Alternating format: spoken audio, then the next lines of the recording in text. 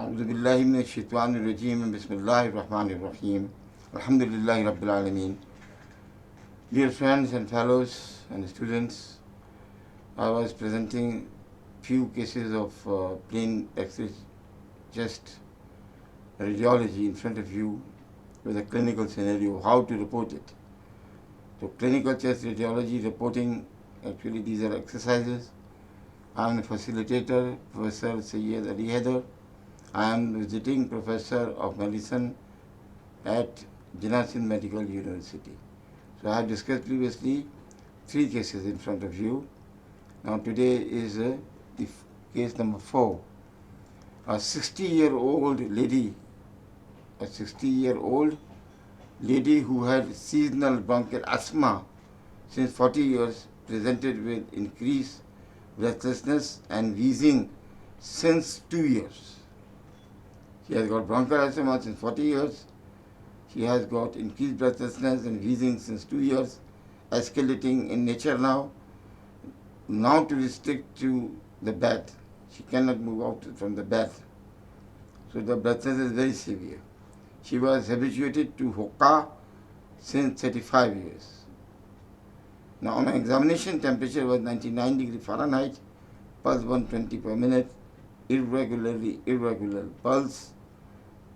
Blood pressure is 160 by 86. Remember that irregular pulse occurs in cases of atrial fibrillation or atrial flutter, or in cases of the multifocal atrial tachycardia. Otherwise, it is not usually present. So BP 160 by 86, it is higher side, although in this age group 150 plus to 160 normal, slightly higher side. Pulmonary edema was positive. Jugular venous pulse was raised. Central cyanosis was present. The S1 and S2 almost inaudible. Very, very feeble sounds are heard. Barrel-shaped chest, accessory muscles of respiration in action, means that the sternocleidomastoid and the muscles of the chest wall, that is pectoralis major, and abdominal muscles, they are in action. They are accessory muscles of respiration. It means she has got respiratory distress. So respiratory rate is 28 per minute, however it is higher one. It is tachypnea, restricted chest movements all over the chest. The global hyperresonant notes, the sibilant ronchi, musical ronchi. So these are basically the expiratory ronchi, although some inspiratory ronchi were also present. The investigation is, and ronchi means that bronchospasm in most of the cases. Investigation, the hemoglobin 18 gram, it is hematocrit value was 42%. She has erythrocytosis, probably because of the hypoxia. She has chronic hypoxia. Remember that the low oxygen is the most effective erythropoietic factor ever described. Total leukocyte count is 11,000, slightly higher. Absolute eosinophil count is 760. Normally it is not more than 100 or 150, it is 760. This is the eosinophilia. So it is allergic nature of the disease you encounter. IgE level should be high also. It means that. And platelet is 4,30,000. ESR is 66. Random blood sugar is 176. Urine RD traces of proteins, it can be neglected. While ECG showed prominent P waves, means that probably it is P pulmonale with right axis deviation and right ventricular hypertrophy on electrocardiography. Because it may be possible that in echo there are different findings, while in the X-ray chest there will be different findings. SpO2 saturation of oxygen at rest was 88%, although it should be more than 90%. So X-ray chest PA view done and presenting in front of you, and you have to report this X-ray chest. Now this is the X-ray chest PA view. Why? Because the spine you see is not masked by the cardiac shadow, although this is very, very whitish in nature, but intercostal spaces are not clearly visible in this. And because of the expansion hyperinflation, the supraclavicular foci are very narrow, accessory muscle of respiration and action. So this is a PA view, and definitely it is PA view, although the hyperinflation is seen in this case overall. That is why the supraclavicular foci are not very wide. So anyway, the second part of the requirements we are doing, the patient was actually in straight line, look the spinous processes, and second line is there in the upper end of the sternoclavicular joint. Now this one line and this one line, imaginary line, 90 degree here and 90 degree here. It means that he is in straight position. The patient is standing. Why? Because first rib, second rib, this is the third, this is the fourth, this is the fifth, this is the sixth, this is the seventh, this is the eighth. So it is, patient is in standing position. Still why? Because he is deeply inspired, yes. Because of the dome of the diaphragm, which is very, very lower down. And hold the breath properly. Why? What are the indication of the, it is not expiratory film because of the bronchovascular markings, they are clearly visible here. If they are masked, means that it is expiratory film and you have to discard it because haziness occurs. And if there is a dense shadow, pathological, it will be masked. The patient's requirements are fulfilled. It means that most of the quality of the film is good, full film was taken. And starting with the bony skeleton, which is definitely higher clavicular seen, although it should be here. It is higher because of the accessory muscle of respiration are in action. And there will be the second thing in the ribs position, upper border, lower border, upper border, lower border. These are the position, and it is 3 centimeter wide spaces are seen. Not posterior, it is anterior, I will say. 1, this is 2, this is 3, this is 4. If you measure it, it is about 3 centimeters. I mean, dilated spaces are seen. Broad spaces are seen. At the line which you found here is the what is called the mid-clavicular line. If you measure this space, not this space, this space, this one. So there are wide spaces are present, and about the scapulae, the lateral border is definitely medial border and lateral border are not clearly visible because of the wide expansion of the chest wall. It was a barrel chest. She was a lady. This is the lower border of the breast shadow, which is seen, and then we have got the spinous processes. These are the intervertebral spaces.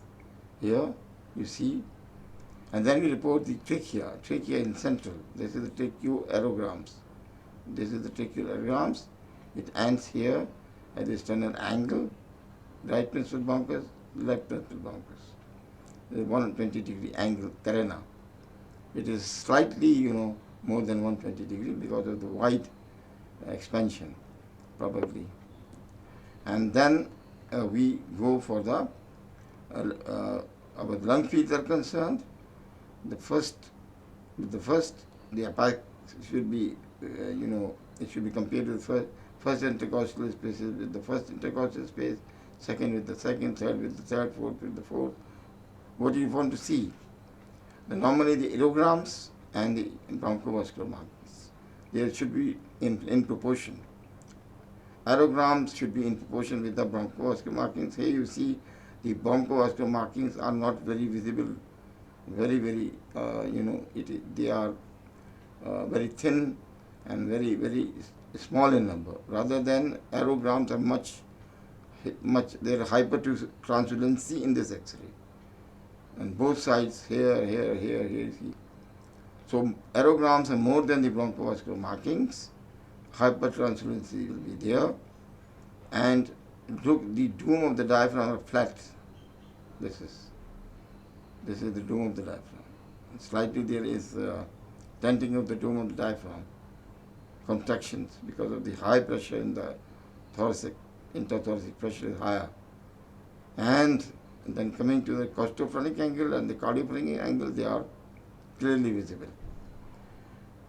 Lower part of the middle mediastinum means heart and its membranes, size and the shape.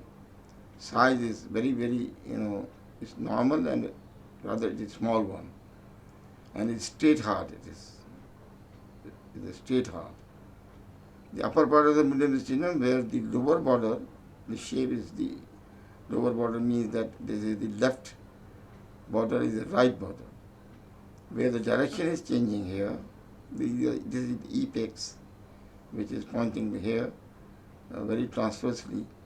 It is not downwards, it is slightly straight. Anyway, there is no cardiomegaly which is monitored on this X-ray, seen on this X-ray. Go for the other things. Now, more than that, what you see here in the upper part of the middle mediastinum, you divide this part into 4 imaginary lines, just for the purpose of study. The first part represents the ascending aorta, the second and third will be the arch of aorta, transverse aorta, here the aortic knuckle, and the fourth part here, it is a prominent, slightly prominent, this one. This is a pulmonary conus. So these bronchovascular markings coming out and they are tapering and they are gone. They are called pruning effects. Pruning of the bronchovascular markings means that the pulmonary hypertension is there. If you see very closely, the pruning effect. The bronchovascular markings starting is white. While they are coming out of the hyla, they are very, very thin. And they lost afterwards. Very, very, thin and then gone. These are called pruning effect, indicator of the pulmonary hypertension which he has developed. And then we go for the hyla, right hyla, it is visible. It is upper branch and the lower one, upper and lower branch is the stem.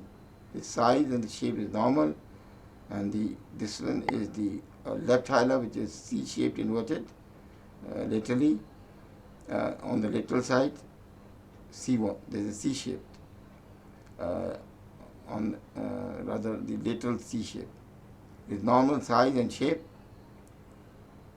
And after the hyla and description of this X-ray, the inference is this, that this patient has that hypertransluency and there will be intercostal spaces are widened, the obliquity has gone in this, so that the hypertransluency, bronchovascular markings are less, pruning effect is seen, and the dome of the diaphragm are flattened, a small straight heart, and there is pulmonary conus which is prominent with pruning effect.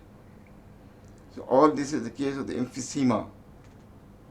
This is the case of the COPD, and it is the dominant emphysema. Now this is leading a complication which is called the pulmonale. Because ECG there was a P wave, and there was evidence of the right atrial enlargement as well as right ventricular hypertrophy, not seen in this X-ray. It was indicated in the ECG. So this is the inference. These are the positive findings in this X-ray.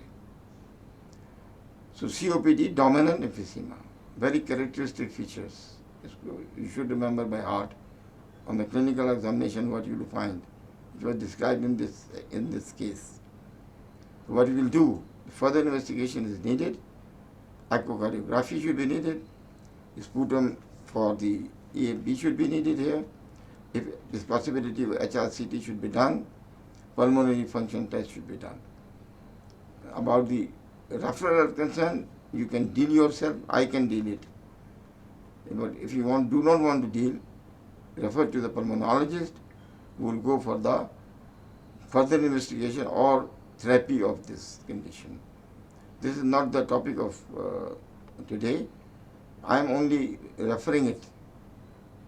I mean to say that after inference I have to go for the conclusion that I am not referring for the management, the general measures, the specific measures I've already told you, symptomatic measures, and we go the preventive measures, The surgical measures are possible in this condition, yes, at one time it's possible. The dietary measures, these are the measures which we do. If we can handle this patient very well, no problem. So this is the case presentation, and along with the X-ray reporting, I think and I hope so that you can understand well and you like this.